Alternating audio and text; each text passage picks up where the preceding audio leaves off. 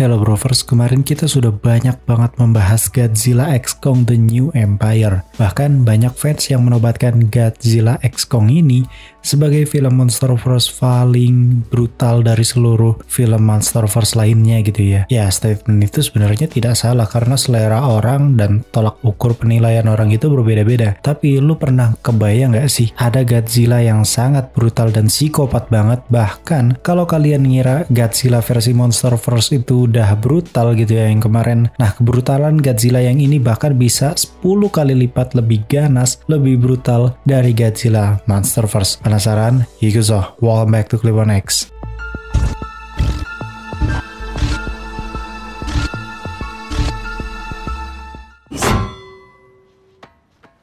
Film dibuka dengan diperlihatkan seorang pilot yang mendaratkan pesawatnya di sebuah pulau bernama Odo. Timeline waktunya itu di tahun 1945, lebih tepatnya pada periode Perang Dunia Kedua. Kita diperkenalkan dengan letnan muda bernama Shikishima Koichi atau Koichi Shikishima, gimana kalian nyebutnya aja ya. Cuman gue pribadi nyebutnya Shikishima. Dan ini temannya yang merupakan korp udara angkatan laut bernama Tachibana. Dia ini kayak ahli mekanik gitulah pokoknya. Namun anehnya si Tachibana ini malah mencurigai Shikishima terkait kemampuannya itu. Saat Shikishima ini menyendiri, tiba-tiba ia baru menyadari bahwa ada yang tidak beres dengan laut di sekitar Pulau Odo. Tak lama berselang, kira-kira waktunya tuh kayak Ba'da Isya gitulah ya, nggak malam-malam banget gitu. Mereka mendengar suara alarm darurat disertai dengan raungan monster mengerikan. Begitu disorot lampu, ternyata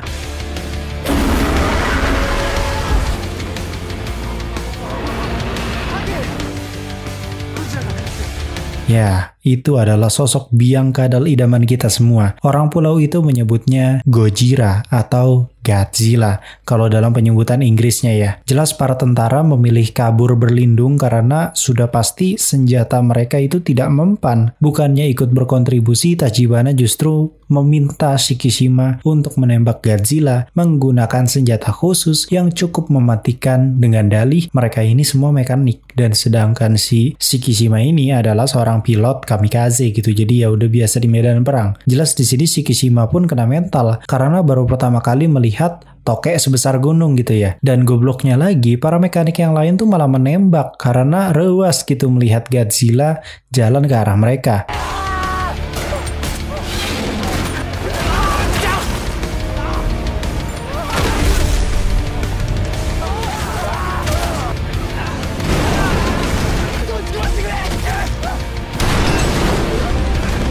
Saat tersadar, Shikishima sangat menyesal melihat semua rekannya itu mati dibantai Godzilla dan menyisakan dirinya serta Tachibana. Saat berada di kapal penyelamat, Tachibana memberikan sebuah berkas rahasia ke Shikishima dan pergi begitu saja. Terjadi time jump ke Desember 1945 di Tokyo. Shikishima akhirnya pulang, namun ia kaget melihat wilayah Tokyo itu sudah hangus. Semua keluarganya pun dikabarkan tewas pada peristiwa itu. Jelas di sini membuat mentalnya Shikishima semakin down. Apalagi berkas rahasia dari Tachibana tadi merupakan surat dari orang tua Shikishima dan juga beberapa foto dari korban-korban yang ada di Pulau Odo. Keesokan harinya, saat makan ramen gitu, Shikishima tanpa sengaja bertemu dengan seorang wanita muda yang membawa bayi dan menitipkan bayinya ke Shikishima. Nah, saat siang hari, wanita itu kembali dan menumpang tinggal sebentar dengan Shikishima di malam hari. Wanita itu juga bilang kalau ini bukan anaknya, namun pada saat kejadian serangan udara, ibu bayi ini memohon untuk merawat bayinya. Itulah intinya. Makanya wanita ini memutuskan untuk merawat bayi ini. Wanita ini bernama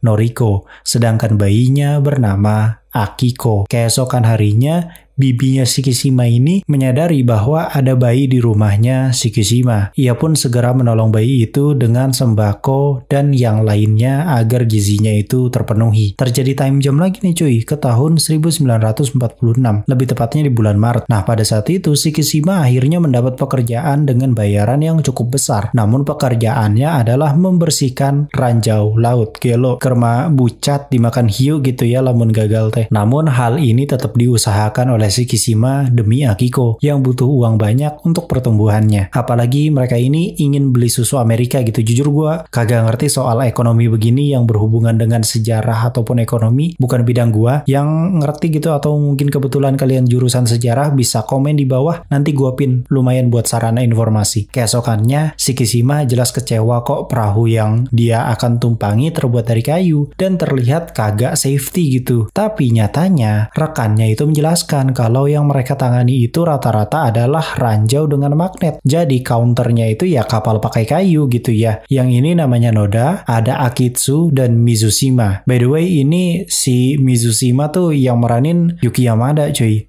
Si Gokai Blue teh ya, sekaligus jadi mantan rajanya Oya. Mereka pun berangkat dengan SOP harus memotong rantai ranjau tersebut lalu menembaknya hingga meleduk. Tugasnya Shikishima adalah menembak ranjaunya begitu rantainya itu udah diputus gitu. Jadi kan dia ngapung ke atas tuh. Nah, itu tugasnya Shikishima untuk menembak.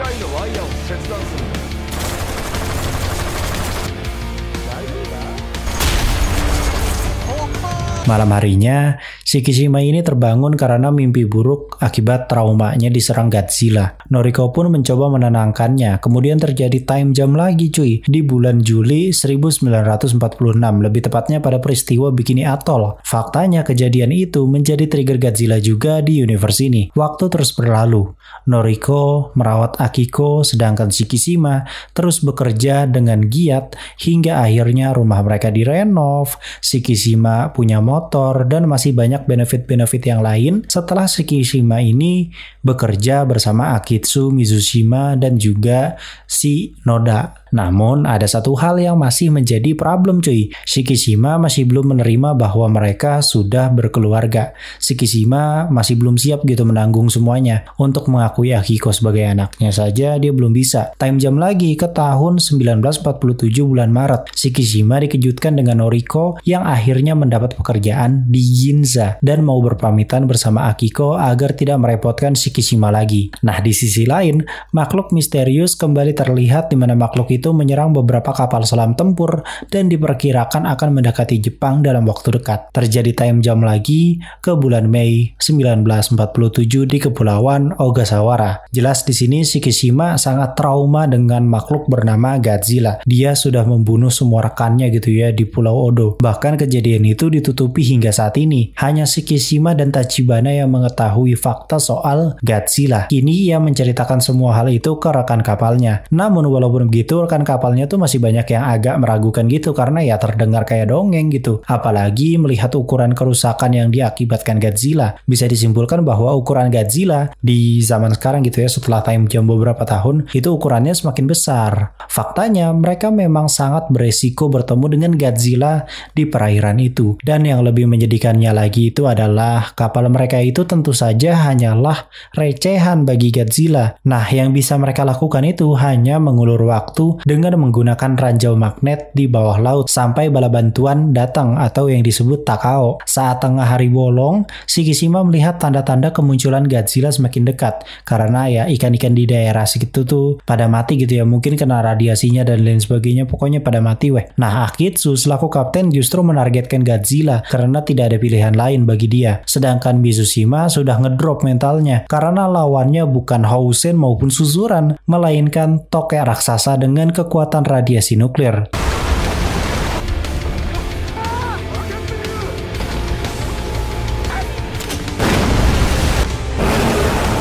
Ya, ranjau tadi tidak mempan sedikit pun pada Godzilla. Karena sudah kepepet, biasanya kemampuan IQ mereka tuh bertambah jadi 200 dengan mengakali ranjau tersebut tepat di congornya Godzilla.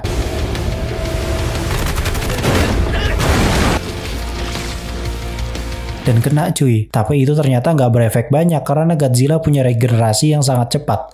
Saat mereka hendak diseruput, tiba-tiba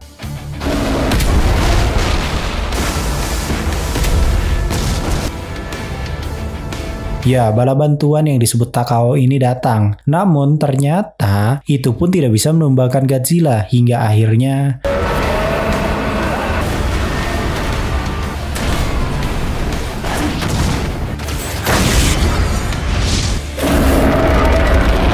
Ya, kapal itu kena atomic breath hingga bucat cuy. Sedangkan Godzilla pergi begitu saja. Saat sadar, Shikishima sudah berada di rumah sakit gitu. Pemerintah ternyata mengabaikan Godzilla, atau dengan kata lain, Godzilla tidak akan dicegah untuk datang ke Tokyo. Jelas ini jadi beban pikiran Shikishima karena Noriko dan juga Akiko dalam bahaya. Malam harinya, ia berkata jujur pada Noriko bahwa dia adalah salah satu anggota pilot kamikaze. Namun, kabur dalam pertempuran serta mendarat di Pulau Odo. Itu sebabnya Tachibana curiga di awal tadi kenapa tidak ada kerusakan gitu di pesawat Shikishima. Baru deh semua kejadian traumatis tentang Godzilla itu diceritakan. Pagi harinya, pasukan angkatan laut Jepang berusaha untuk meledakkan berbagai macam ranjau ke Godzilla, namun tidak mempan sama sekali. Hingga akhirnya berita darurat terpaksa diinfokan kalau ada biawak raksasa muncul di Ginza. Ya, Ginza, daerah tempat Noriko bekerja. Sedangkan keadaan di Ginza sudah kacau karena Godzilla datang lebih cepat dari perkiraan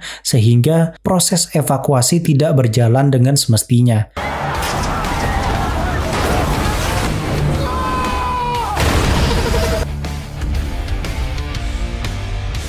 Noriko di sini terkena imbas dari serangan Godzilla, di mana kereta yang ia tumpangi dihancurkan Godzilla.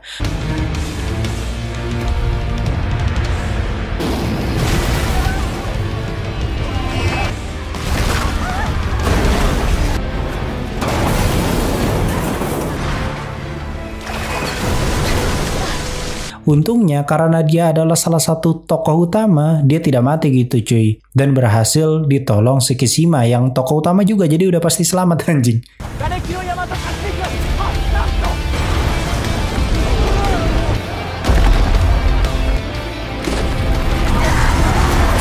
Pasukan militer pun berusaha untuk melakukan perlawanan, akan tetapi yang mereka terima adalah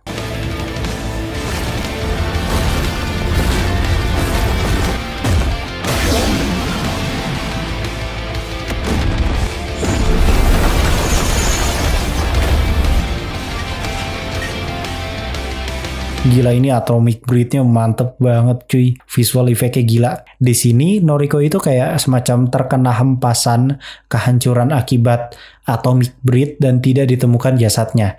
Jelas Shikishima makin trauma karena kini orang yang sangat dekat dengannya telah tewas. Noda pun menjelaskan kalau sebenarnya ada strategi untuk kalahkan Godzilla. Shikishima pun ditawarkan untuk menjadi bagian dari rencana itu, apalagi sekarang ia sedang berkalut dalam dendam. Keesokannya mereka semua dikumpulkan pada sebuah pertemuan untuk membicarakan strategi untuk membunuh Godzilla, di mana pihak militer tidak bisa melakukan banyak hal karena takut men-trigger konflik Amerika dengan Soviet. Maka dari itu, mereka bisa menggunakan dua rencana. Pertama, disebut rencana A, membunuh Godzilla menggunakan tekanan air laut. Mereka harus melilit Godzilla menggunakan 2 kapal atau lebih, kemudian menyalurkan freon ke lilitan tersebut sehingga membuat Godzilla tenggelam ke dalam 1.500 meter. Dengan begitu, tekanan laut di kedalaman 1.500 meter itu akan menghancurkannya berkeping-keping dan udah pasti mati. Akan tetapi, jika rencana A tidak berjalan, mereka harus melanjutkannya secara cepat ke rencana B, yaitu menggunakan pelampung raksasa angkatan laut yang dialirkan karbon dioksida. Setidaknya jika Godzilla itu tidak tewas pada saat kena pressure di 1.500 meter, otomatis ia akan mengalami perubahan 2 tekanan sehingga akan menjadi dekompresi besar di tubuhnya. Hanya itu cara yang paling efektif saat ini untuk membunuh Godzilla.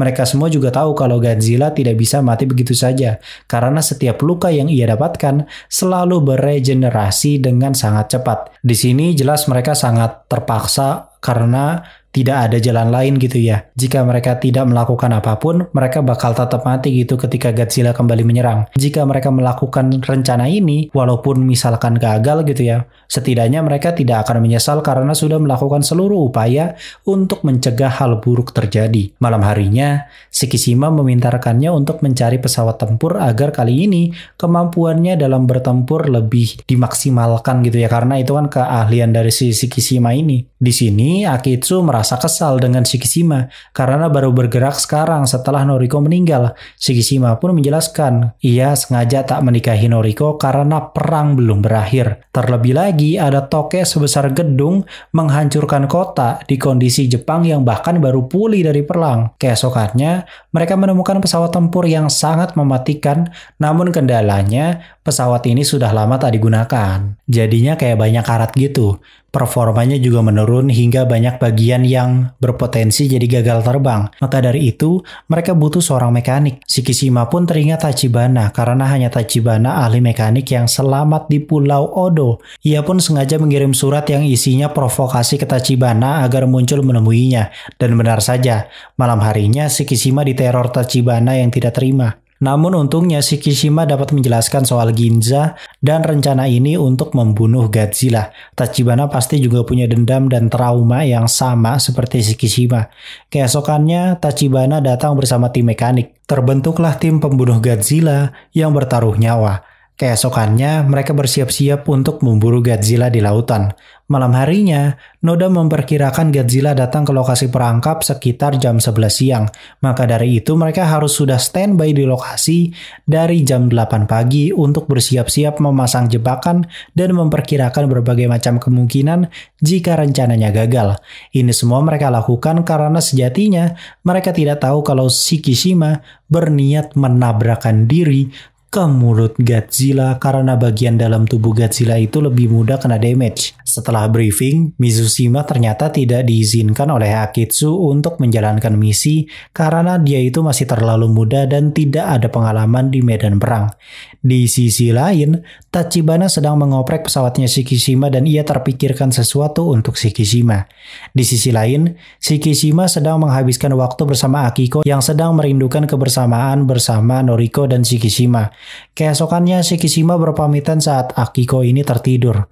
Tachibana sendiri menjelaskan kalau semua sudah hampir beres. Bom tekanan tinggi sudah dipasang di bagian depan dan badan pesawat, dilengkapi dengan berbagai macam senjata otomatis dengan jumlah peluru mencapai 120 butir.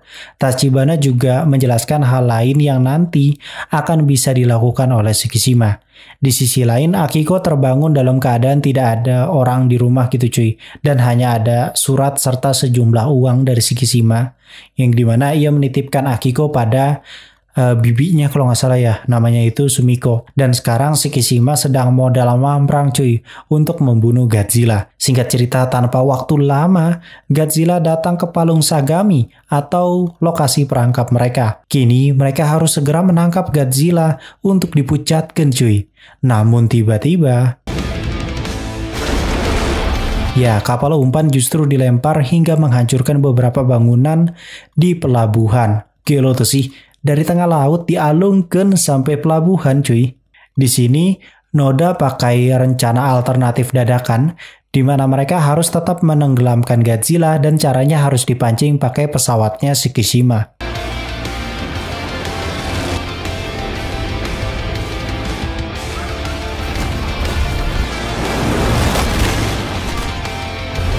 Singkat cerita, Shikishima berhasil memancing Godzilla ke Palung Sagami, kemudian mereka melepaskan satu kapal tumbal untuk di atomic breed Godzilla.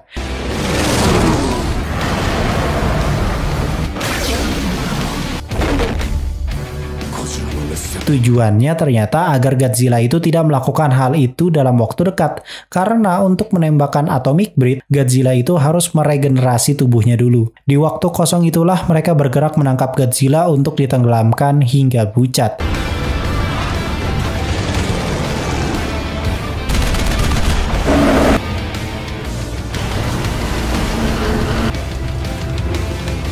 Singkat cerita, Godzilla terlilit perangkap mereka dan siap untuk ditenggelamkan. Saat waktunya tepat, pihak Noda mengaktifkan peledak untuk mencegah atomic breed berikutnya. Lalu dia mengaktifkan Freon untuk mendorong Godzilla sampai ke kedalaman 1.500 meter. Dengan begitu Godzilla akan pucat terkena tekanan laut.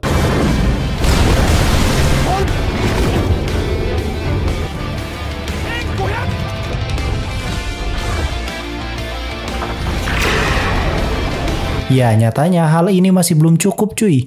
Noda pun pindah ke rencana B untuk dekompresi tubuhnya Godzilla ke permukaan. Setidaknya kalau dia tidak mati, Godzilla akan terluka parah akibat jebakan ini.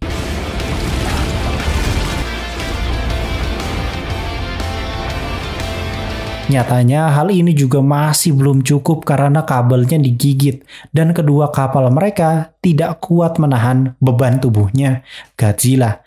Tiba-tiba jagoan kita datang guys dengan ilmu mambrang dari Oya serta kemampuan melaut dari Gokai Blue. Ia datang membawa seluruh bala bantuan untuk menghadapi Godzilla bersama.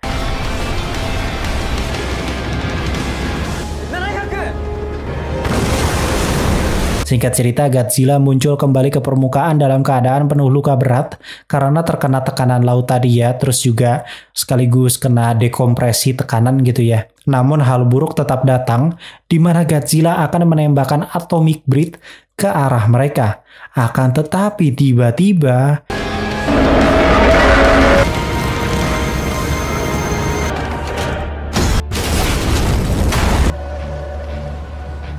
ya, Shikishima menabrakkan pesawatnya tepat di mulut Godzilla yang sedang mangap-mangapnya cuy, dan membuatnya bucat berkeping-keping. Tidak hanya itu, ternyata selama ini Tachibana menyiapkan kursi pegas untuk keselamatan Shikishima. Film berakhir dengan happy ending di mana Shikishima selamat dan ia mendapat kabar kalau ternyata si Noriko ternyata juga selamat dan sedang dirawat di rumah sakit. Namun kenapa baru ketahuan sekarang ya, karena ya simpelnya ini kan tahun 40-an gitu ya cuy.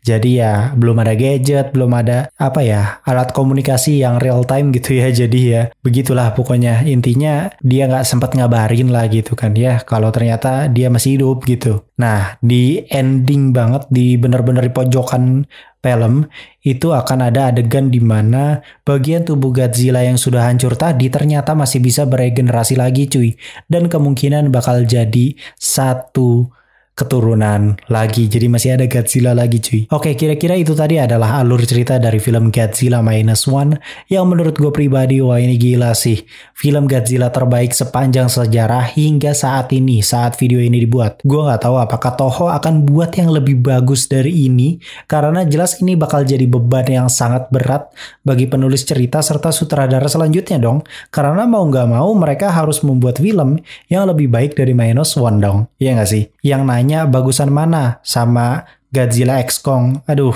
jaga mulut Anda. Film ini dibuat untuk memenangkan Oscar dan menjadi pembuktian bahwa film monster layak mendapat penghargaan yang sangat memorable.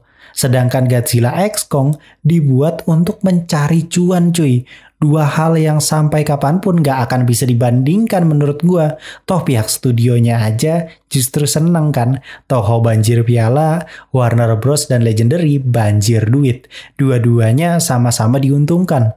2023-2024 itu memang paket kombonya Godzilla sih. Rating dari gua 9/10 untuk film ini, karena menurut gue ada sedikit miss gitu ya di film ini. Gue nggak tahu, ini gue nganggapnya sih miss ya, karena kayak banyak banget hal-hal yang kayak terlalu kebetulan gitu, kayak soal dia ketemu Noriko dan lain sebagainya di awal-awal film itu menurut gue reka adegannya agak kurang dapet gitu cuy. Harusnya bisa dibikin lebih dapat lagi, nggak sekedar cuman kayak kebetulan gitu. Jadi kayak agak gimana gitu ya. Pokoknya gitulah. Pokoknya di awal-awal film banyak hal kebetulan yang menurut gua kayaknya harus diperhalus lagi di film berikutnya kalau memang ada. Tapi balik lagi, jangan jadikan skor gua ini sebagai patokan. Kalau emang penasaran silahkan tonton sendiri, pastikan harus Blu-ray dengan kualitas 1080p. Kalau perlu pakai headset yang teknologi surroundnya tuh mantep, biar makin puas cuy nontonnya. Karena jujur satisfying banget adegan dia atomic breath itu bunyinya cu gitu. Anjing, itu keren banget cuk, gila. Sedangkan yang di versi Monsterverse itu kan lebih ke arah sound effect-nya tuh intimidasi gitu kan, gereng gitu kan. Jadi ada volume naiknya gitu cuy. Sedangkan kalau di sini bukan, kalau di sini pas atomic breath-nya gitu, pas dia nyemburnya tuh satisfying banget, itu keren banget. Mungkin segitu dulu gue Cliponex, pamit undur diri, and I'll see you next time. Jangan lupa request film Godzilla mana lagi yang harus gue bawakan alurnya. Thank you.